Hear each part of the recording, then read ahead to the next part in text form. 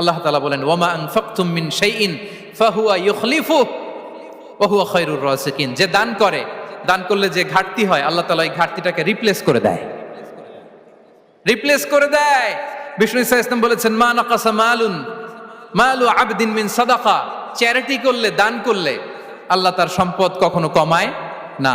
প্রতিদিন সকালবেলা দুজন ফেরেশতা নেমে বলতে থাকে আল্লাহুম্মা আ'তি মুনফিকান খালাফা, আল্লাহুম্মা আ'তি মুমসিকান চালাফা। ফেরেশতা দুজন বলে আল্লাহ যে দান করলো, দানের কারণে যে ঘাটতিটা হলো এটা তুমি মেক আপ করে দাও, এটা তোমার পক্ষ থেকে বারাকা দিয়ে রিপ্লেস করে দাও। আর যে ধরে রাখলো, কৃপণতা করলো, ওর সম্পদকে আল্লাহ তুমি ধ্বংস করে দাও। ওয়াল ইয়াদু বিল্লাহ। আমরা যেন দান করি। এরপরে বিষ্ণু ইসা ইসলাম বলেছেন বেশি বেশি হজ উমরা করলে, বেশি বেশি যদি কারো সাধ্য থাকে, ফিনান্সিয়াল ক্যাপাসিটি থাকে, বেশি বেশি হজ উমরা করলে তার রিজিকে বারাকা নেমে আসে। সব শেষে হচ্ছে দোয়া করা।